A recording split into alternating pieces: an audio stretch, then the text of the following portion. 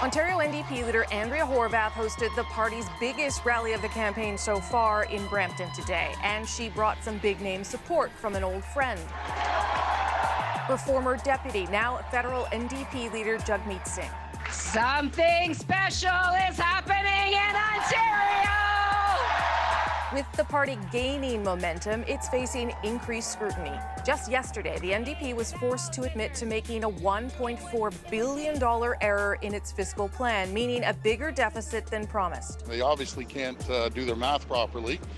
And what's concerning, who's this affecting within their promises? That changes everything about what the NDP plan says and what is possible. So she will have to answer questions about how she will go forward. We've fixed the problem that was identified. And look, what I would have to say to whether it's the Liberals or the Conservatives, we are the only party that has a platform. CBC News is tracking the polls as we inch closer to the June 7th election day in this province. Eric Grenier tracks those numbers and puts together the models. As of yesterday, it shows that the NDP surge is continuing, narrowing the gap between them and the front-running PCs. The Liberals trail well behind, dropping to new lows in both popular support and potential seat wins. So with all of that in mind, Andrea Horwath's NDPs are trying to ride that orange wave through the long weekend. And as Hannah Thibodeau explains, the party that started in third place in this race feels that they now have a fighting chance at winning. Got the window signs too. The recent growth in popularity for the NDP in Ontario is starting to show. In this Ottawa riding, they needed more campaign signs. We feel the momentum right now, and we want to carry it right through to June 7th. NDP candidate Joel Harden says people like what Andrea Horwath has to offer. I think voters are starting to realize who she is. She's a scrappy, working-class woman from Hamilton. Her party chose her almost 10 years ago, but she has failed to convince voters in 2 elections.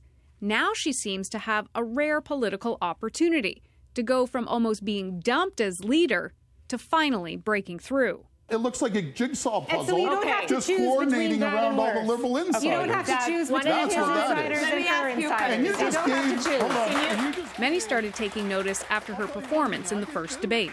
So many people are just saying enough of the Liberals and rejecting Doug Ford. And this groundswell among young people, women, parents, and many others are saying, I want a hopeful message, I want somebody to vote for.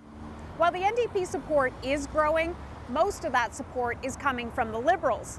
If they want that path to victory, they're going to have to start chipping away at the Conservative vote.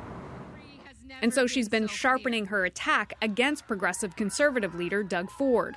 Mr. Ford will cut billions of dollars from the things that matter most. I don't know how Mr. Ford's going to, cut taxes for the wealthy and cut taxes for everyone else and still be able to get rid of hallway medicine, for example. The bulk of his tax cuts are going to go to the richest Ontarians, the people that ponied up $2,000 a plate about a week ago or so to donate to the Conservative campaign. And if Doug Ford has a bad campaign and is seen as not being someone who could be premier, then a lot of those voters who are prioritizing defeating the Liberals might decide that the New Democrats are the better option to do that rather than the PCs. Horwath has spent about 90% of the campaign in Liberal and Tory ridings, a trend that's expected to continue as the NDP goes on the offensive in search of new seats, maybe even a new standing. Hannah Thibodeau, CBC News, Ottawa.